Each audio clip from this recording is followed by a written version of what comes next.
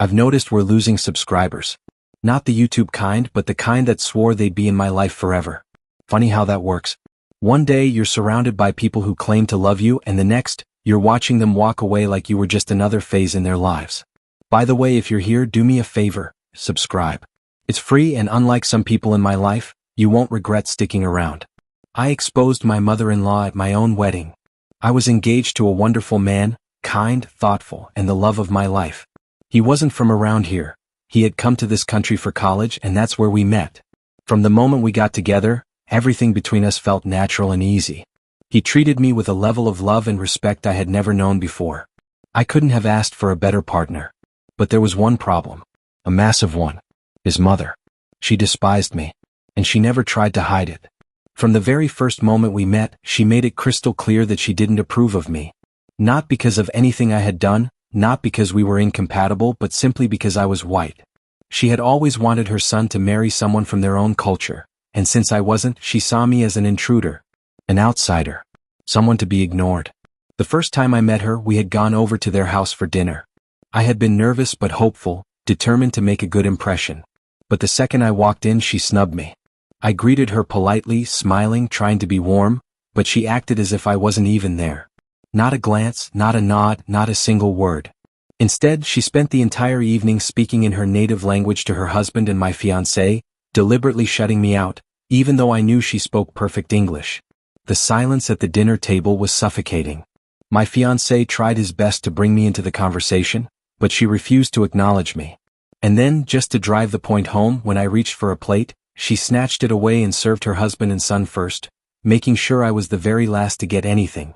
I felt humiliated, unwelcome, like I was trespassing in my own relationship. On the way home, my fiancé was horrified. He apologized over and over again, furious at his mother's behavior, assuring me that he wouldn't let it continue. If things don't improve, he said, we'll limit contact with her. I could see he was just as upset as I was. Maybe even more. But things didn't improve. Every time I saw her, it was the same, cold, dismissive, distant. At family gatherings, she would make sly comments in her native language, laughing while pointing at my hair, my features, my clothes. Once, she looked at my hair and said something that made the whole room chuckle. I asked my fiancé what she had said. He hesitated. Eventually, he admitted she had compared my hair to a bird's nest and questioned if I even knew how to take care of myself. Another time, she made a comment about my nose, loudly, in front of everyone. My fiancé immediately jumped in to argue with her, but when I asked him to translate, he just sighed and tried to change the subject. Later, he admitted she had mocked my pale skin too. It wasn't just exclusion anymore. It was outright cruelty. And the worst part? I wasn't some lazy, spoiled girlfriend. I worked hard. I had been the valedictorian of my college class. I had a better-paying job than my fiancé. I contributed equally to our expenses, surprised him with thoughtful gifts, and even learned to cook his favorite dishes from his culture, trying my best to embrace and honor his background. I did everything I could to prove my love for him. I even tried winning over his mother. I bought her and his father thoughtful Christmas gifts, spent time picking out things I knew they would love. And yet, we were never invited to their Christmas celebrations. His father was kind to me, but his mother? It was never enough for her. Nothing I did could ever be enough. I held all of this inside for so long. But on our wedding day, I decided I wasn't going to stay silent anymore. So when I stood up to give my speech in front of all our friends and family, including his mother, I told the truth. And I exposed her for everything she had done. Looked at it with hatred and threw it away later. I overheard her telling someone else that it was cheap and ugly, which matched my taste. Things like that truly got to me. It wasn't limited to his parents' house. At larger family gatherings such as parties or weddings, she did the same. She'd scowl at me from across the room before whispering to other relatives, pointing at me and discussing me. If I tried to approach her, she simply ignored me and walked away. It was so obvious yet so degrading. She made a point of physically turning away from me, letting everyone know she rejected me. At one party, I noticed her complimenting another relative's daughter-in-law, remarking how nice and conventional she was, all while utterly ignoring me. It felt as if she was trying to demonstrate to everyone how much more superior this other woman was than me, simply because she was from the same nation as them. What was more infuriating was that I knew she spoke English fluently. She was a kindergarten teacher, for God's sake. She purposefully spoke in her native language to exclude me, making me feel like an outsider in my own fiancé's family. It was as if she used language barriers as a weapon. I realized that if I truly wanted to connect with my fiancé on a deeper level, I needed to understand his culture, including his language.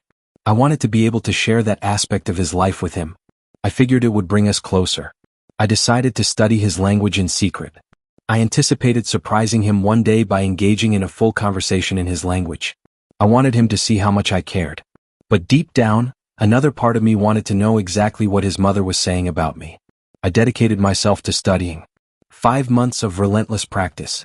YouTube videos, language apps, speaking out loud to perfect my pronunciation. I focused on conversations, not just learning random phrases. At family events, I pretended I didn't understand, but I listened carefully. And what I heard, it was devastating. Far worse than I had imagined. The moment that truly shattered me was when my fiancé told his mother we were engaged. He had her on speakerphone in the car, and she instantly started ranting about how he was marrying a white woman, how their ancestors would be rolling in their graves. That phrase hit me like a punch. It made me feel like I was doing something inherently wrong just by existing. She claimed I was too modern to be a good wife or mother. She spat out that I would raise my children to be spoiled and disrespectful. It cut deep.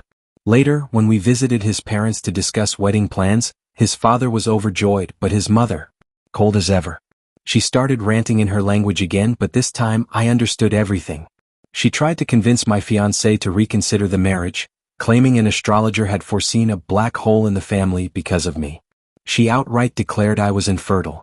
Then she complained about how many of my white relatives would be at the wedding and suggested removing some from the guest list. My fiancé stood his ground, and they had a heated argument. And to top it all off, she lied to my father-in-law, saying I bragged about making more money than my fiancé to humiliate him. I tried to extend an olive branch. I invited her to wedding dress shopping, hoping it could be a bonding moment. But she turned it into another opportunity to tear me down. Every dress I tried on, she had something cruel to say. Eye rolls, scoffs, passive-aggressive remarks. And when I finally found a dress I loved, the one that made my mother and sister tear up, she looked at me and sneered in her native language, "Horrible." My mother and sister were swooning over me, telling me how stunning I looked, while she kept picking at everything. I stepped away to the restroom, and while I was gone, she insulted my body in front of my sister, claiming the dress didn't suit me. That was it. I broke down in the dressing room. Not just sadness, fury, frustration. All my efforts to be kind felt like they had been for nothing. I felt utterly defeated. And that's when I decided, enough was enough. I was done being the quiet, polite outsider. I was going to make a statement. And I would do it in a way she'd never forget. The wedding day revenge. The big day arrived. Everything was perfect.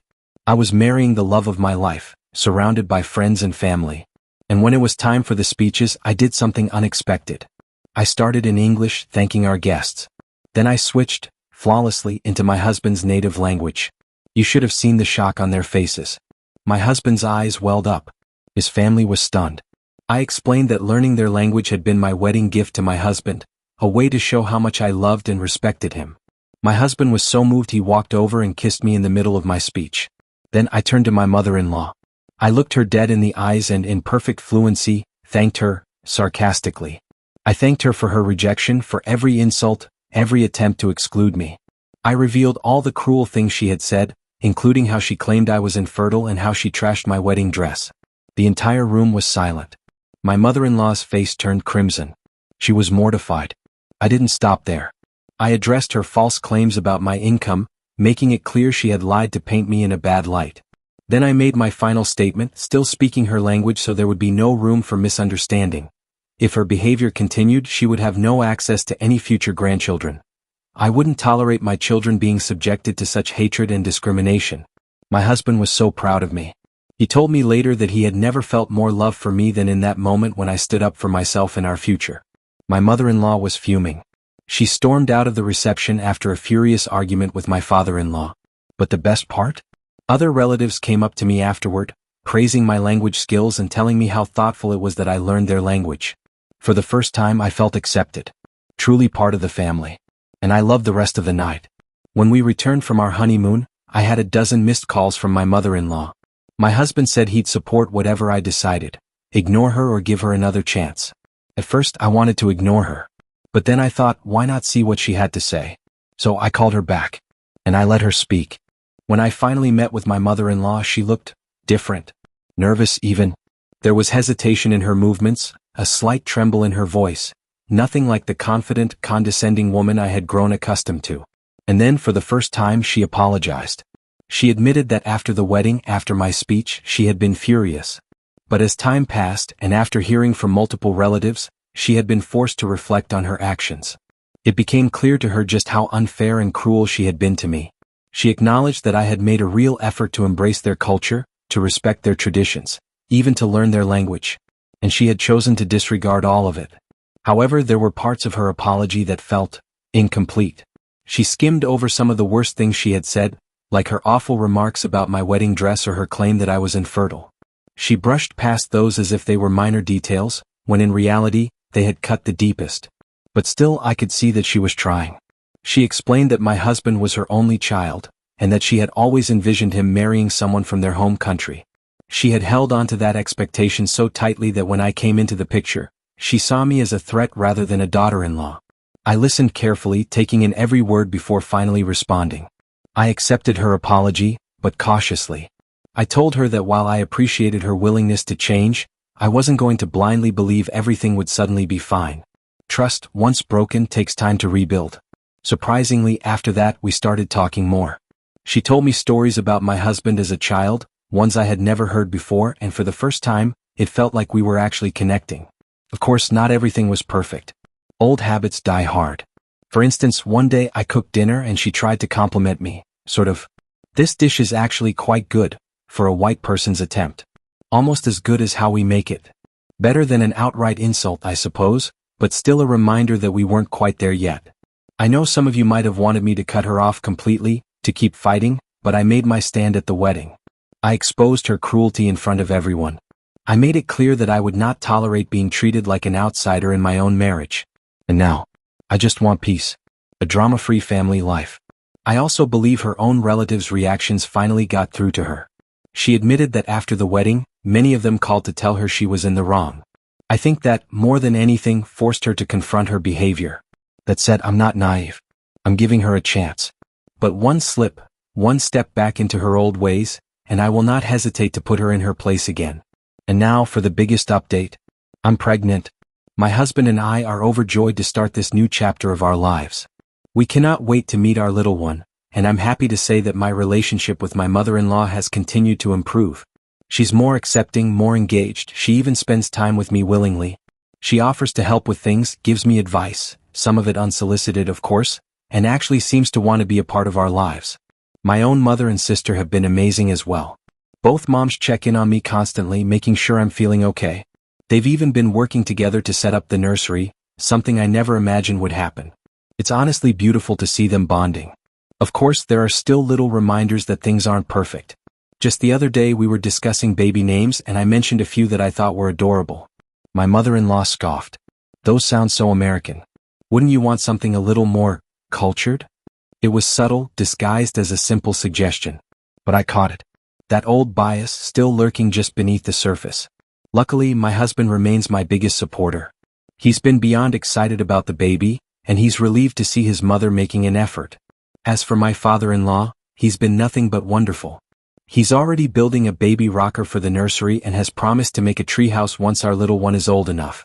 Overall, things are so much better than they were before. I'm hopeful, optimistic. I want to believe my mother-in-law has truly changed, and that she will be a positive influence in our child's life. No more drama. No more cruelty. Just family, love, and a fresh start. And for the first time, I truly feel like I belong. Family dynamics can be messy, especially when cultural differences, expectations, and deep-seated biases come into play. But this journey has taught me, and hopefully you, some valuable lessons. Stand your ground. Never let anyone, not even family, disrespect you or make you feel like an outsider in your own life. Speak up for yourself when necessary. Growth takes time. People don't change overnight.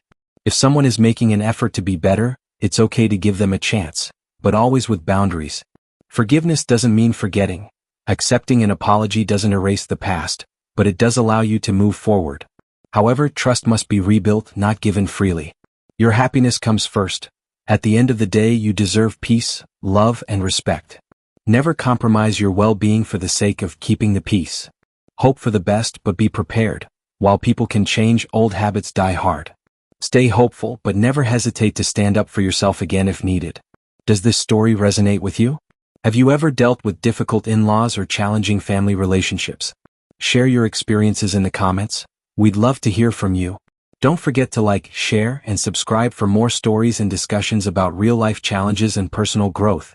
Let's build a supportive community together.